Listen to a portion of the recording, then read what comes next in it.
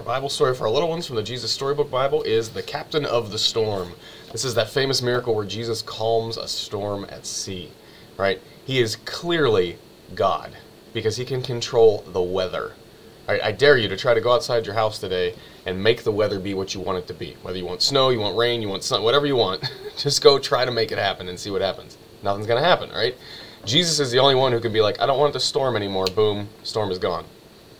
So it's a fun story from that angle because it shows us that Jesus is actually God. It's also a fun story because it shows us a lot about Jesus as a man, as a human being. He is asleep in the bottom of a boat during a storm. I dare you to try to take a nap on a boat in the middle of a storm. It's not easy. Boats rocking all over the place, right?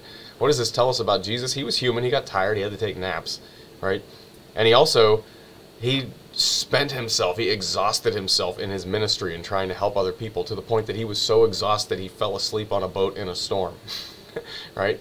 And then Jesus' apostles are terrified. They're scared because they think they're going to die. They have Jesus Christ in their boat, and they're worried that the storm is going to overpower him, right? And so they go to Jesus. They have to wake him up, and they have to tell him what's going on. We're about to die because the storm is going on, and all Jesus does is he tells the storm to be still. And I imagine, like, Jesus is probably groggy at this point, right? He just woke up, kind of like how you and I feel when we first wake up, and there's, all this commotion going on around us.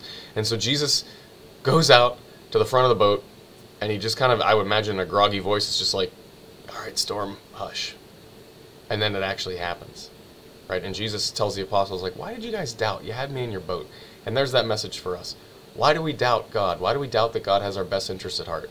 Yeah, sometimes he allows bad things to happen so that he can bring about a greater good. But ultimately, God isn't going to let anything terrible happen to us that he's not going to bring good out of. He's always going to take care of us. He's always going to work for our best. And we should just trust him like those disciples in the boat.